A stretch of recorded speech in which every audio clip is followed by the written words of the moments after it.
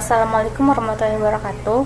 Perkenalkan, nama saya Anissa Pertiwi, mahasiswa Ilmu Ekonomi semester 6 Universitas Negeri Padang.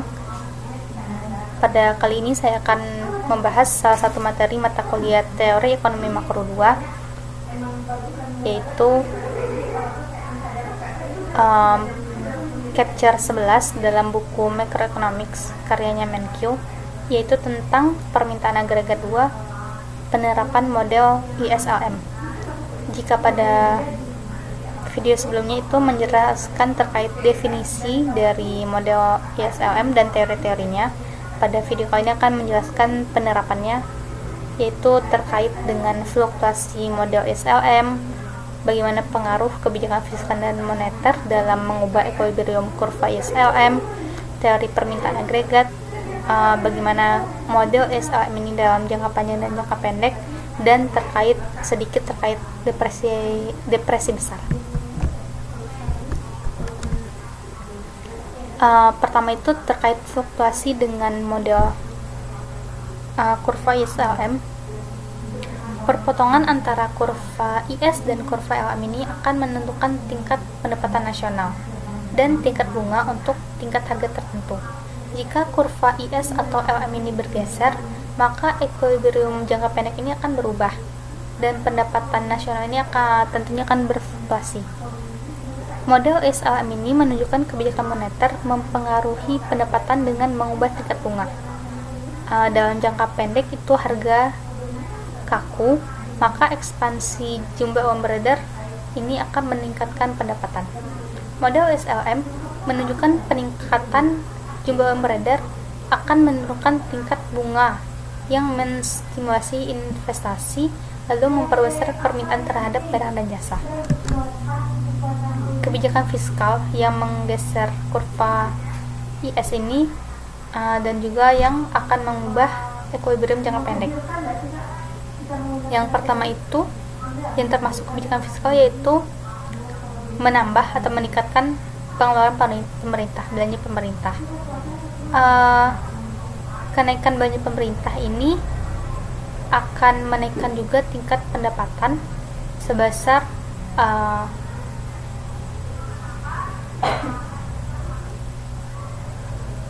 penambahan pengeluaran pemerintah per 1 per MPC. 1 dikurang MPC. Maka kurva IS ini akan bergeser ke kanan sehingga akan meningkatkan R atau tingkat bunga dan pendapatan.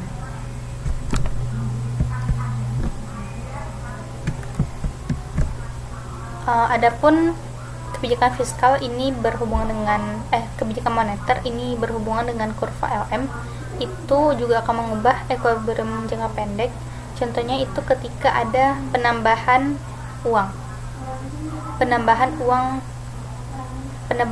penawaran uang. Ketika jumlah uang beredar itu bersebar lebih banyak yang dikeluarkan oleh bank sentral, maka masyarakat ini akan mulai untuk mendepositkan uang mereka atau membeli obligasi, sehingga bunga akan turun, maka akan ada equilibrium baru pada pasar uang. Bunga yang lebih rendah akan mempengaruhi pasar barang, menstimulasi investasi yang direncanakan, meningkatkan pengeluaran yang direncanakan, produksi dan pendapatan. Seperti sebagaimana yang terlihat di kurva LM itu bergeser, menurunkan tingkat bunga dan meningkatkan pendapatan. Selanjutnya kita analisis bagaimana kebijakan dengan model makroekonomi model ISLM ini. Model ISLM ini menunjukkan bagaimana kebijakan moneter dan fiskal dalam mempengaruhi tingkat pendapatan equilibrium. Model ISLM ini juga menunjukkan kenaikan belanja pemerintah yang meningkatkan GDP dan bahwa kenaikan pajak untuk menurunkan GDP. Jadi ketika ingin menaikkan pertumbuhan ekonomi, maka caranya itu dengan menaikkan belanja pemerintah, dan ketika ingin menurunkan GDP tinggal menaikkan pajak. Tapi karena para ekonom menganalisis proposal kebijakan tertentu, mereka harus mengetahui kemana arah dan besarnya dampak dari kebijakan yang diambil ini. Karena model-model ini hanya mendeskripsikan perekonomian secara kuantitatif, bukan secara kualitatif. Misalnya kenaikan pajak menurunkan GDP. Mungkin ada sisi negatif dan sisi positifnya. Sisi positifnya itu akan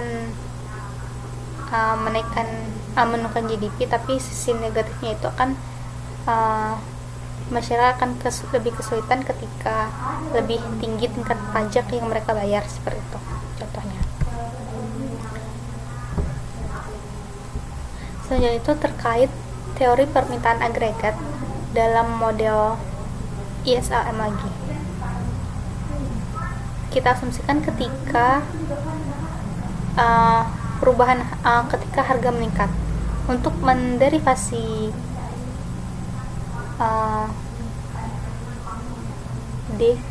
untuk menderivasi perubahan harga atau perubahan demand, itu kita mulai dari titik A.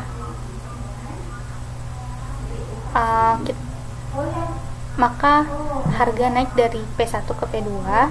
Ketika harga naik itu akan menurunkan nilai keseimbangan uang real dan pendapatan, sehingga kurva LM itu bergerak dari A ke B, ke kiri, kurva yang bawah. Setelah itu ketika bunga meningkat, di kurva atas menyebabkan bunga meningkat. Ketika berpindah ke titik B, maka investasi akan menurun, sehingga timbullah proses pengganda karena perubahan investasi itu akan menyebabkan perubahan pendapatan yang memicu perubahan konsumsi yang bergerak ke atas kurva IS. Maksudnya ini adalah akan perubahan dari investasi akan menyebabkan penurunan dari pendapatan dan juga penurunan untuk konsumsi. Maka dengan kenaikan harga ini akan berakhir dengan turunnya konsumsi masyarakat. Ini disebut dengan hubungan inverse yang mendefinisikan kemiringan ke bawah agregat demand. Selanjutnya, apa yang terjadi ketika kita menaikkan belanja pemerintah? Awalnya itu kan kurva IS itu dengan persamaan Y atau pendapatan sama dengan konsumsi dikali pendapatan dikurang pajak ditambah investasi dikali tingkat bunga dan belanja pemerintah. Dalam jangka pendek, jika titik ini akan bergerak sepanjang short run atau kurva jangka pendeknya, itu akan bergerak dari titik A ke titik B. Itu akan menggeser kurva IS ke kanan. Ini kurvanya kurva yang bawah. Seiring dengan pasar output berjalan, maka dalam jangka panjang itu harga juga akan meningkat dari P0 ke P2. Maka berpindahlah dari B ke C. Kenaikan harga ini akan mengurangi nilai keseimbangan uang real, sehingga juga mempengaruhi kurva LM dan bergeser ke kiri. Akhirnya keseimbangan yang baru itu berada di titik C, yang mana persamaan dari kurva LM itu adalah permintaan uang sama dengan fungsi dari tingkat bunga dan pendapatan.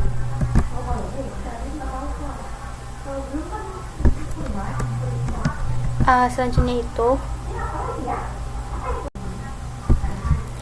akan membahas terkait dampak dari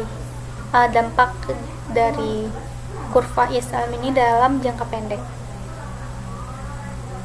Perlu diingat bahwa dalam jangka pendek ini, SR ini jangka pendek, short run, itu adalah pergerakan dari A ke B. Kalau B ke C itu sudah yang panjang.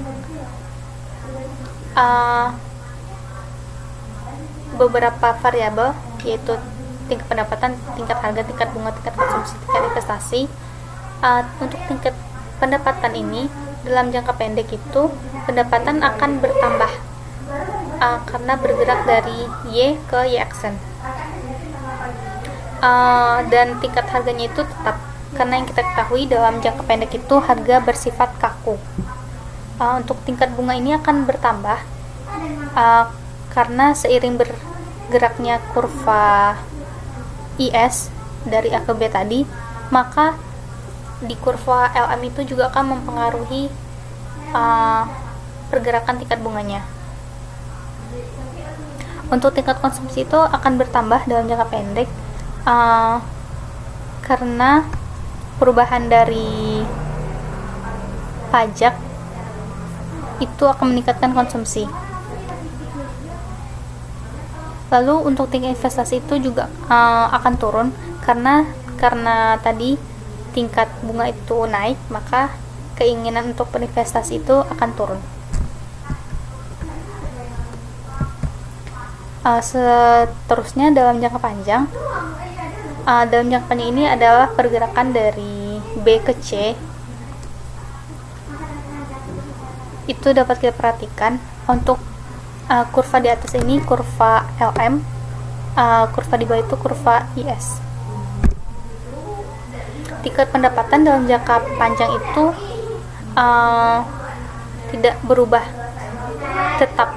Maksudnya itu karena harga naik yang menggeser LM ke kiri, sehingga untuk pendapatan itu kembali ke titik nol, equilibrium yang pertama di jangka pendek tadi.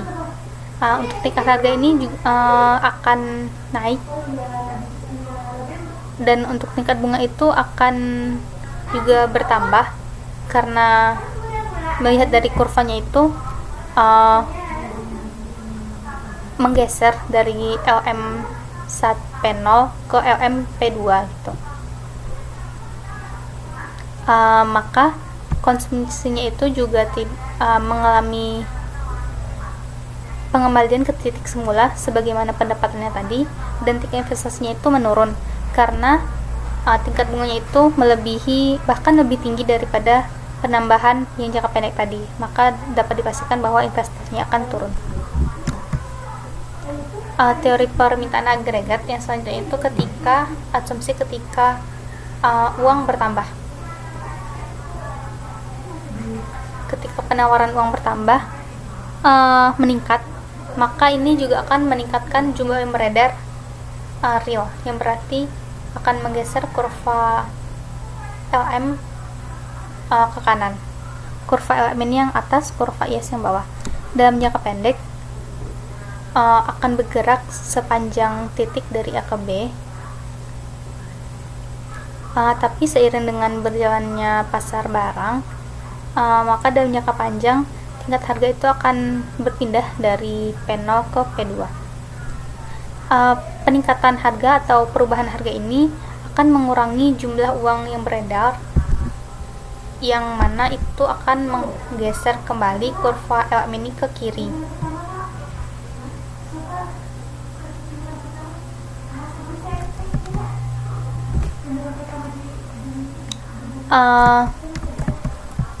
Selanjutnya itu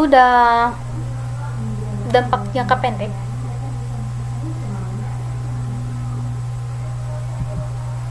Yang pertama itu ini sama dengan yang tadi, tingkat pendapatan itu tentunya akan bertambah, lalu tingkat harga itu kaku, maka tidak bertambah konstan. Tingkat bunga itu berkurang karena perubahannya di sini. Kalau tadi tingkat bunganya bertambah, tingkat bunganya bertambah ini, tingkat bunganya bertambah seiring dengan meningkatnya pendapatan, maka konsumsinya juga akan meningkat seiring dengan meningkatnya pendapatan, sehingga tingkat investasi ini akan menurun. Itu dalam jangka pendek. Dalam jangka panjang, untuk pendapatan ini nol atau kembali ke titik semula, karena setelah tadi bergeser dari ke kanan, ini bergeser lagi ke kiri. Untuk tingkat harga itu mengalami peningkatan. Untuk tingkat bunga itu 0,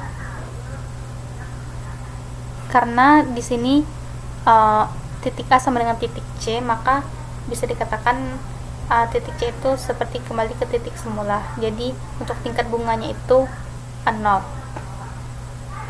Tingkat konsumsi itu 0 karena pendapatan tadi juga kembali ke titik semula, sehingga tidak terjadi penambahan pendapatan, sehingga tidak terjadi penambahan konsumsi.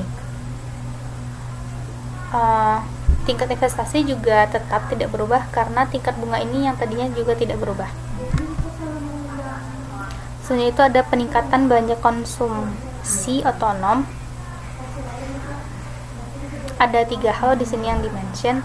Yang pertama itu peningkatan konsumsi akan menyebabkan kurva IS bergeser ke kanan, yaitu dari IS ke IS aksen.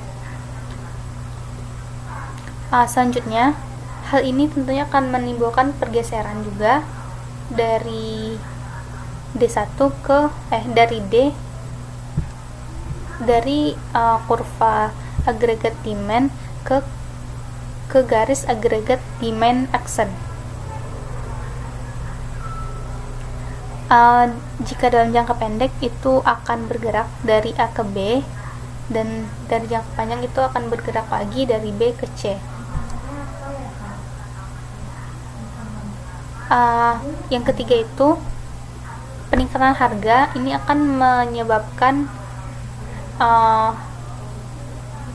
LM ini bergeser dari P0 ke P2 karena berkurangnya jumlah uang beredar. Maka dapat disimpulkan bahwa pendapatan ada 5 variabel: pendapatan, harga, tingkat bunga, konsumsi, dan investasi. Untuk pendapatan dalam jangka pendek itu dia akan meningkat, sedangkan dalam jangka panjang dia akan kembali ke titik semula, jadi sama dengan 0. Untuk pendapatan dalam jangka pendek itu 0, untuk jangka panjang itu dia akan meningkat. Sedangkan selanjutnya itu tingkat bunga, dalam jangka pendek itu dia akan naik, dan dalam jangka panjang itu dia akan naik 2 kali lipat. Begitupun konsumsi, dalam jangka pendek itu akan naik, dan dalam jangka panjang dia juga akan naik. Investasi ini sama dengan tingkat bunga tadi, dalam jangka pendek dia berkurang investasinya, dan dalam jangka panjang dia mengalami pengurangan, 2 kali pengurangan. Selanjutnya mengenai depresi besar. Hipotesis pengeluaran atau spending hypothesis menyatakan penyebab penurunan ini adalah pergeseran kontraktif dari kurva IS. Sedangkan hipotesis uang atau money hypothesis ini juga mencoba menjelaskan dampak dari penurunan histori jumlah uang beredar. Beberapa ekonom menyatakan bahwa deflasi juga memperburuk depresi besar. Mereka berpendapat bahwa deflasi juga membuat kemerosotan ekonomi tipikal pada tahun 1931 tersebut. Ini menjadi periode pengangguran tertinggi dan pendapatan juga merosot, paling belum pernah terjadi sebelumnya. Karena menurunnya jumlah uang beredar juga bertanggung jawab atau berpengaruh atas turunnya tingkat harga, maka ini juga memperparah depresi, sehingga perubahan tingkat harga itu sehingga dapat disimpulkan bahwa perubahan tingkat harga itu mempengaruhi pendapatan. Ada di sini mengenai efek Pigou. Pada model ISLM, penurunan harga itu meningkatkan pendapatan. Dalam konsep efek Pigou, penurunan harga itu meningkatkan pendapatan. Untuk setiap jumlah uang beredar, maka tingkat harga lebih rendah. Ini berarti keseimbangan uang realnya itu akan lebih tinggi, atau penawaran uangnya akan lebih tinggi. Ketika tingkat harga lebih rendah, maka keseimbangan uang realnya itu akan lebih tinggi, atau permintaan terhadap uangnya itu akan lebih tinggi. Ketika keseimbangan uang real ini mengalami kenaikan, maka juga akan menyebabkan pergeseran ekspansif pada kurva LM pada pasar uang, yang mana ini mengarahkan pendapatan yang lebih tinggi. Cara lain di mana penurunan harga ini meningkatkan pendapatan, ini yang disebut dengan efek Pigou.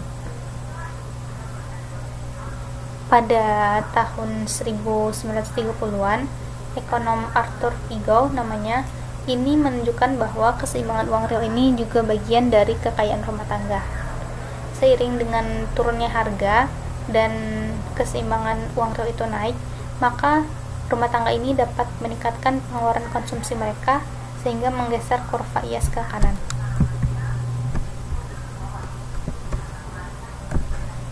Selanjutnya terkait teori deflasi utang, ada beberapa teori terkait dengan penurunan harga yang dapat mengurangi pendapatan. Yaitu yang pertama, teori deflasi utang. Teori deflasi utang ini artinya penurunan tingkat harga yang tidak diharapkan. Teori deflasi utang ini mendistribusikan kekayaan antara kreditor dan debitor. Penurunan tingkat harga ini akan menaikkan jumlah utang real tentunya. Pemiskinan debitor ini juga akan menyebabkan mereka mengeluarkan uang lebih banyak, menyebabkan kreditor ini mengeluarkan uang lebih banyak. Maka ketika kreditor mengeluarkan uang lebih banyak, kecenderungan konsumsi mereka itu akan sama, sehingga tidak ada dampak agregat secara keseluruhannya. Namun, jika debitor mengurangi pengeluarannya yang lebih besar daripada pengeluaran yang dikeluarkan kreditor, maka permintaan agregat itu akan juga mengalami pengurangan.